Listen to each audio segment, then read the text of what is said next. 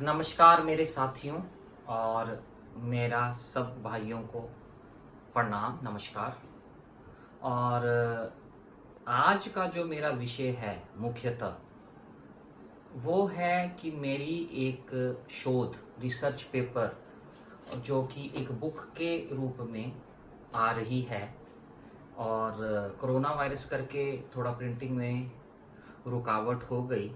मैंने अपने गोत्र सावर्ण गोत्र, जिसको हम सावर्ण, सावरना और सावरनी, ये तीनों गोत्र एक ही गोत्र पर एक शोध पत्र और एक बुक लॉन्च की है जो जल्द ही मार्केट में आने वाली है। और यह हमारे समाज, भूमियार समाज और अन्य जो इसके साथ जुड़े ब्राह्मण समाज हैं, बृहत्तर ब्राह्मण समाज, उस पर सावर्ण गोत्र कहाँ कहाँ है, कैसे इसका प्रादुर्भाव हुआ, बिहार प्रदेश, उत्तर प्रदेश के संदर्भ में ये कितना प्रमुख गोत्र है। मैंने एक बात अपने अनुसंधान और विश्लेषण में देखी कि सावर्णी गोत्र पर रिसर्च बहुत कम है, सूक्ष्म है। और स्वामी सहजानंद सरस्वती जी ने भी अपनी प्रसिद्ध पुस्तक में ब्रह्मर्षि वंश विस्तार में भी सावर्ण गोत्र के कुछ बिंदुओं को छुआ, बाकी बिंदुओं को उन्होंने उतने डीप में जाकर नहीं छुआ। जबकि स्वामी जी के ब्रह्मर्षि वंश विस्तार अपने आप में ही ब्राह्मणों के गोत्रों पर और उनकी जीवन शैली पर और भूमियार समाज का एक सबसे बड़ा ग्रंथ उसको माना गया है। सावर्ण गोत्र के बारे में मैं प्रमुखता आपको बता दूं कि इसका सबसे बड़ा मूल सोबर्निया मूल है। उसके बाद इसके मूल हरापे और बेमुवार हैं और पंचोमूल भी है। और ऐसे ऐसे करके इसके बहुत सारे मूल है। टिकरा पांडे भी है और मुजफ्फरनगर में भी मुजफ्फरपुर में भी इसके कई मूल हैं। और ये सबसे पहले मैं बता दूं कि सावर्ण गोत्र के जितने भी भूमियार, जो प्राचीन काल में हम जिन्हें ब्राह्मण ही कहें, वो बिहार के सबसे प्राचीनतम ब्राह्मण हैं। क्योंकि ये लोग बहुत ही प्राचीन काल से बिहार में अपना वास स्थापित कर चुके थे। अब जैसा कि हमने हमेशा देखा है कि जहां जहां पर भी ब्राह्मणों को अग्रहार मिला, लैंड ग्रांट मिली, वहां वहां पर ही उनकी जनसंख्या, पॉपुलेशन ज्यादा है। सावर्ण गोत्र के संदर्भ में मैं ये कहना चाहूंगा, जो कि जिसका कॉपीराइट मेरे पास है, जो मैंने अपनी रिसर्च में फाउंड आउट किया है, कि सावर्ण गोत्र को सबसे पहले दिगवा दुबोली, छपरा के निकट एक लैंड ग्रांट मिला, जिन ब्राह्मण का नाम था भट्टा पद्मसरा। और ये ब्राह्मण को वहां लैंड ग्रांट मिला है। उसके बाद दूसरे जो ब्राह्मण थे उनको लैंड ग्रांट बागा कॉपर प्लेट जो है अपनी वेस्टर्न चंपारण में, वहां पर मिला। और जो चेला गांव है उत्तरी बिहार में, जहां से सावर्ण गोत्र के ही ब्राह्मण को वो लैंड ग्रांट मिला, और वो उन्होंने बागा जाकर वो लैंड ग्रांट को लिया। और तीसरा सबसे पुराना और पुरातन लैंड ग्रांट जो सावर्ण गोत्र को इस क्षेत्र में और इसके आसपास के क्षेत्र में है, वो है मधुबन कॉपर प्लेट, जो कि डिस्ट्रिक्ट आजमगढ़ में है। तो ये तीन प्रमुख कॉपर प्लेट ग्रांट मिली। जहां जहां पर ये ग्रांट मिली, ये अपने BN शर्मा, जो बहुत बड़े हिस्टोरियन हुए, उन्होंने भी अपनी पुस्तक में इसका वो किया है वर्णन। आर्कियोलॉजिकल और सर्वे ऑफ इंडिया की भी पुस्तक में इसका वर्णन है। और उसके बाद बिहार थ्रू एजेस में भी इसका वर्णन प्रमुखता से है। अब इसमें मैंने इस शोध में सबसे नई चीज क्या की कि इससे पहले किसी भी राइटर ने कॉपर प्लेट की जो ग्रांट थी उसके बारे में वर्णन नहीं किया। ये मैंने अपने शोध पत्र में और बुक में खास तौर पर बताया है। अब जो बिहार में सबसे ज्यादा सावर्ण गोत्र की जनसंख्या जो W.H. हंटर ने अपने कॉलोनियल ब्रिटिश रिकॉर्ड्स में पटना डिस्ट्रिक्ट के लिखा है कि बाभंस की ट्राइब में सबसे ज़्यादा जो जनसंख्या है किसी भी गोत्र की, किसी भी मूल की भूमियार के, तो वो है सोबर्निया की, सावर्ण गोत्र की। पटना डिस्ट्रिक्ट में बीटा का क्षेत्र, अम्हारा, कल्याणपुर, ये सारे, तिस्खोरा, ये सारे बेल्ट में इनकी बहुत ज़्यादा तादाद है। ठीक है, ये सोबर्निया का एक अभेद दुर्ग माना जाता है। यहीं से पलायन कर कर बहुत सारे लोग अपने जहानाबाद, गया के क्षेत्रों में गए हैं, यहाँ तक कि मुजफ्फरपुर और नेपाल के तराई क्षेत्रों में भी गए हैं। इसमें एक और बात ध्यान देने योग्य है कि ये जो सावर्ण गोत्र के सोबर्निया गोत्र है, ये मूलतः अपने गोत्र से जाना जाता है। इसका मूल ही सोबर्निया, क्योंकि ये जहाँ से पीछे से आए और ये सबसे पहले जहाँ पर स्थापित हुए, तो अपने गोत्र से ही जाना जाता है। अरापे जो मूल है वो सोबर्निया का ही एक पार्ट है। अरापगढ़ था जहाँ पर इन लोगों का आधिपत्य था, वहाँ से ये अपना जहानाबाद डिस्ट्रिक्ट और गया डिस्ट्रिक्ट और अन्य डिस्ट्रिक्टों में फैले। ठीक है, उसके बाद मेमुआर एक परगना था अकबर काल में। 16वीं से 18वीं शताब्दी तक उस परगना के ये मालिक थे सावर्ण गोत्र वाले, पर मुस्लिम अतिक्रमण कर कर इनको वहाँ से छोड़कर डुमराव जाना पड़ा, जहाँ पर डुमराव के राजा ने इनको अग्रहार देकर स्थापित किया। ये स्वभाव से बहुत लड़ाकू और बड़े वीर और युद्ध में बड़े पराक्रमी थे, और इनका जो प्रवर है वेदों के अनुसार ये पंच प्रवर और त्रय प्रवर में माने गए हैं। कुछ अनुसंधान और कुछ वेदों की जो शाखाएं हैं, इनको मैत्रेय शाखा, जो एक की विलुप्त शाखा है अपनी यजुर्वेद की, ठीक, कृष्ण यजुर्वेद की, उसमें ये पारंगत थे। और कुछ इनको सामवेदी भी कहते हैं, कौथमी शाखा, कन्नव शाखा के भी। तो इनका पंच प्रवर में अपर्वे, औरवे, जगदमनी, अपर्वे, औरवे, जगदमिनी, भृगु और सावर्ण, ये पंच प्रवर है। और त्रिप्रवर में पुलत्स्य, पुलह, सावर्ण, ये त्रिप्रवर है। तो अपने क्षेत्र के अनुसार इन्होंने वेद की क्रिया करी, पर मुख्यतः ये वैजवास्यानी शाखा जो यजुर्वेद की थी उसके ये ज्ञाता थे। ये लोगों ने बहुत बड़ा आधिपत्य, बंगाल में इन लोगों को बहुत ग्रांट मिली, और जितने भी गांगुली हैं वो सब सावर्ण गोत्र के हैं। उसके बाद उड़ीसा में भी इनको ग्रांट मिली, जहां पर ये सावर्ण गोत्र की जनसंख्या सूक्ष्म है। और ये भी बता सकूं कि सबसे पहले आप 5वीं शताब्दी का, जिसका मैंने अपने अनुसंधान में रिकॉर्ड और कॉपीराइट रखा, इनको एक सावर्ण गोत्र के कवि को दक्षिण भारत के तमिलनाडु में भी कुछ अग्रहार मिला है। उसके बाद जो हमारे दिगवा दुबोली छपरा क्षेत्र के या बागा क्षेत्र के या मधुबन क्षेत्र के, जहां पर ये सावर्ण गोत्रों को ग्रांट मिला, तो जो पटना क्षेत्र के आसपास के सावर्ण गोत्र के लोग हैं वो मुख्यतः काशी के पंचांग को फॉलो करते हैं। उनमें बलि प्रथा निषेध है। बंदी परमेश्वरी और कोयरल बाबा इनके प्रधान कुल देवी और देवता है। कोयरल बाबा के बारे में ये कहा जाता है कि वो कोयरल बाबा अमर इसलिए हो गए क्योंकि वो एक गाय को बचाने के चक्कर में खुद उन पर आग लग गई, और जिससे उनका सारा शरीर शव हो गया, और उन्हीं की याद में मतलब उनकी पूजा की जाती है।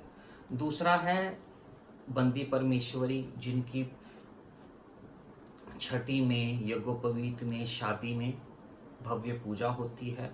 उनके नियम बड़े कठोर हैं देवी के पूजा के, और अम्हारा गांव ही हम लोगों का मूल स्थान है। अब इसमें एक और कड़ी मैं आपको बताना चाहता हूं कि सावर्ण गोत्र वाले पटना डिस्ट्रिक्ट में क्यों आकर बसे। मुख्यतः ऐसा माना जाता है कि छपरा से हम लोग आकर यहाँ बसे, और हम लोग मनेरिया बाभन जो कश्यप गोत्र के थे, जिनकी कुल देवी थी माँ कालरात्रि, जो आप मनेर शरीफ की दरगाह देखते हैं पटना के निकट मनेर में, वो एक भव्य मंदिर था जहां पर मनेरिया ब्राह्मणों का, जो कश्यप गोत्र के हैं, उनका आधिपत्य था। पर याया खां मनेरी ने अपना आक्रमण कर कर उसको ध्वस्त कर दिया और सारे ब्राह्मणों को मार दिया, और कुछ ब्राह्मण भय कारण तितर बितर हो गए। इसलिए आप मनेरिया ब्राह्मणों की संख्या भोजपुर बेल्ट में भी बहुत अधिक देखते हैं। तो क्या हुआ कि राजगीर में दिगंबर ऋषि, पीताम्बर ऋषि, जो सावर्ण गोत्र के थे, वो तपस्या कर रहे थे और वो मनेरिया बाभन लोगों के भगिनवान थे। उनको वहां से बुलाया गया मुसलमान राजा ने। उन्होंने देवी का प्रकोप को शांत किया, पर फिर भी मुसलमान राजा ने, क्योंकि देवी का प्रकोप पड़ गया था मुसलमान राजा, क्योंकि उसने ब्राह्मणों की हत्या कर दी थी, तो उसका देवी का प्रकोप शांत करने के लिए उनको बुलाया गया, सावर्ण गोत्र वालों को। पर फिर भी उसके बाद उनको जमीन नहीं दी गई, उनको जागीर नहीं दी गई। तो उसी के पास हमारे जो पूर्वज थे दशरथ राय जी, वो वहां पर निकट जाकर बसे, अम्हारा क्षेत्र। और ऐसे करके अम्हारा, पंडरी, कंचनपुर, कल्याणपुर, तिसखोरा, ये सारे गांव में ये फैलते गए, और एक से कर और अम्हारा से ही कितने ही गांव आगे निकले जो बहुत जगह पर जाकर फैल गए। सब और दूसरी बात ये है सावर्ण गोत्र की, सावर्ण गोत्र को उड़ीसा और बंगाल में भी तो बहुत भयंकर ग्रांट मिली। बंगाल के बीरभूम डिस्ट्रिक्ट में, जो वीरभूम डिस्ट्रिक्ट है, टोटली सावर्ण गोत्र वालों का था, तो क्योंकि वहां पर इनको बहुत भारी ग्रांट मिली। दूसरी बात, कलकत्ता का जो काली घाट का मंदिर है, और मुख्यतः पूर्णतः कलकत्ता गांगुली नाम के एक जमींदार ब्राह्मण का था जो सावर्ण गोत्र के थे। उड़ीसा में भी इन्हें बहुत भव्य भुवनेश्वर के पास, कटक के पास ग्रांट मिला। गुजरात में गिरिनार पर्वत पर भी ये लोग पाए गए, जहां से वो नासिक, और बिहार में भी जिनका पलायन हुआ वहां पर भी मिला। एक और मैं बात आपको बताना चाहता हूं कि गुज्जर प्रतिहार के राजा जो थे कन्नौज के, उन्होंने सावर्ण गोत्र वालों को बिहार में ग्रांट दिया, पहला ग्रांट। दूसरा ग्रांट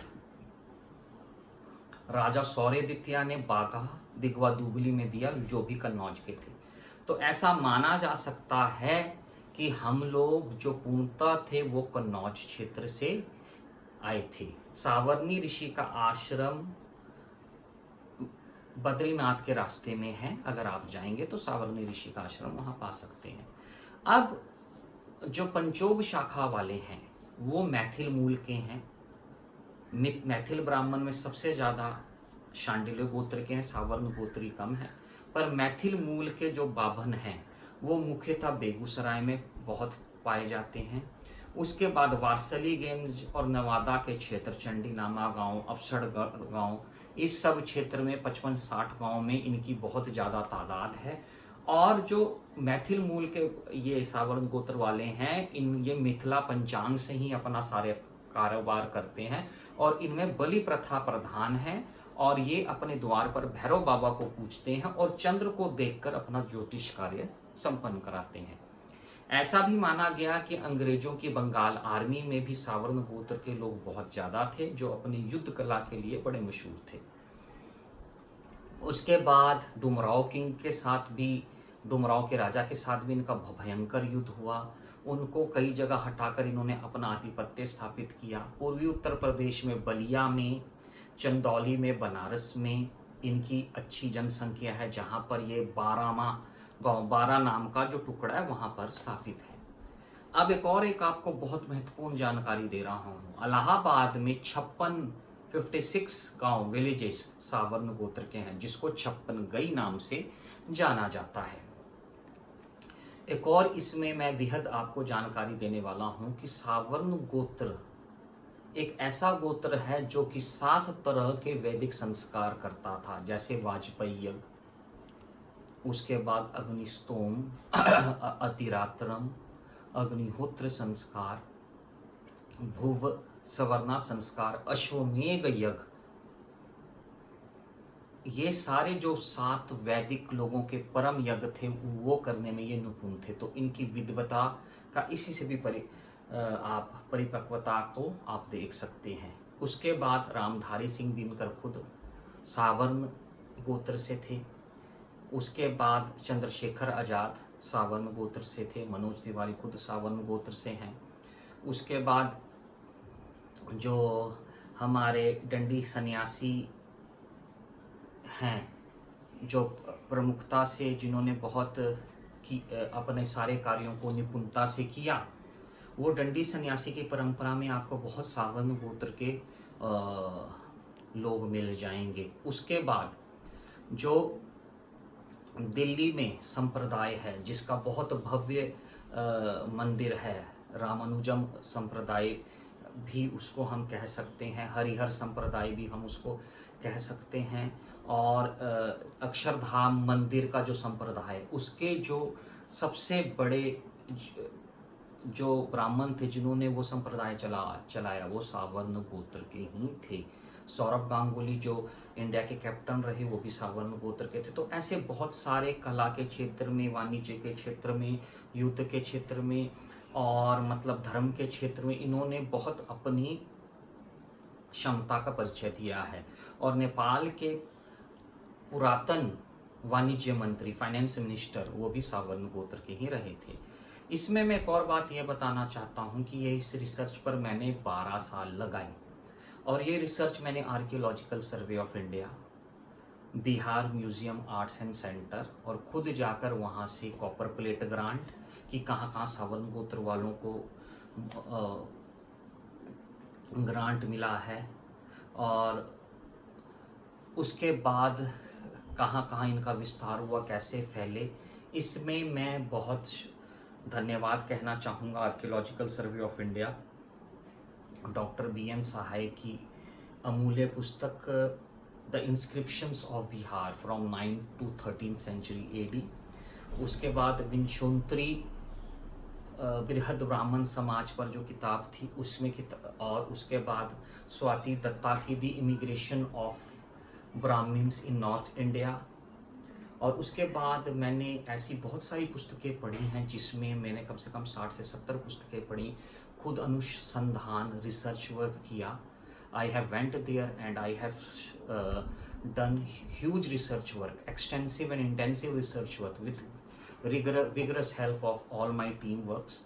और मैं ये कहूँगा कि ये सावर्ण गोत्र पर एक बहुमूल्य पुस्तक होने जा रही है, और ख़ासकर भूमियार समाज के जो मेरे भाई हैं उनको ये मेरी तरफ से एक प्रस्तुति होगी। तो ज़रूर आप कोरोना वायरस के बाद ये पुस्तक का मैं प्रकाशन करूंगा और पब्लिश करूंगा, आप इसको जरूर लें, जरूर पढ़ें। और सावर्ण गोत्र से रिलेटेड किसी को भी कोई भी जानकारी लेनी हो या वो अपने पूर्वजों के बारे में कोई जानकारी भी दे सकें तो कृपया कमेंट बॉक्स के नीचे दें। मैं उनसे अपना फ़ोन नंबर भी दें या ईमेल आईडी भी दें, मैं उनसे खुद संपर्क कर लूँगा। और दूसरी बात, सावर्ण गोत्र के लोग मुख्यतः गंगा के तट के आसपास बसे, वो किसी न किसी नदी के किनारे पर बसे, क्योंकि वो कृषि से जुड़े थे और वैदिक लोगों का परम कर्म कृषि था। और धीरे धीरे ये मैं कहना चाहूँगा कि इस्लामी अतिक्रमण कर कर अम्हारा एक बहुत मशहूर गांव हुआ है। और गंगा शरण सिंह जी जो भूतपूर्व MLA थे, उन्होंने बहुत ही मेहनत करी। कालीचरण सिंह जी जो मगध के क्षेत्रों के ब्राह्मणों को सिर्फ बाभन नाम ही देना चाहते थे, वो खुद उन्होंने अम्हारा नाम की अमूल पुस्तक लिखी 1908 में, आप विश्वास करिए। तो उनका मेरे को सानिध्य, उनके परिवार का सानिध्य प्राप्त हुआ, पर सबसे बड़ा सानिध्य मुझे प्राप्त हुआ रामनाथ बाबा जिन्होंने हमारा बुक लिखी। उनके जो बेटे हैं उदय भाई, उन्होंने मेरे को उन्होंने मेरी अनुसंधान और रिसर्च वर्क को देखकर उसको मेरे को कॉपीराइट कराने की सलाह दी, जो मैंने तुरंत कराया। और मुझे बहुत मतलब उत्साहित किया कि मैं इस काम पर अग्रसर रहूं, और वो भी मेरी इस रिसर्च वर्क को बड़ा सराहे। तो मैं उदय जी का और स्वर्गीय रामनाथ बाबा जी, भगवान उनकी आत्मा को शांति दे, उनका आशीष मेरे पे रहा। और कुछ सावर्ण ऋषि का मेरे पर आशीष रहा कि मैंने ये बहुआयामी कार्य को बड़ी निपुणता से, हृदय से और अपनी दक्षता और क्षमता से परिपूर्ण किया। तो और कुछ जानकारी के लिए आप मेरे से संपर्क कर सकते हैं। बहुत बहुत धन्यवाद। जय जय शंकर, हर हर शंकर।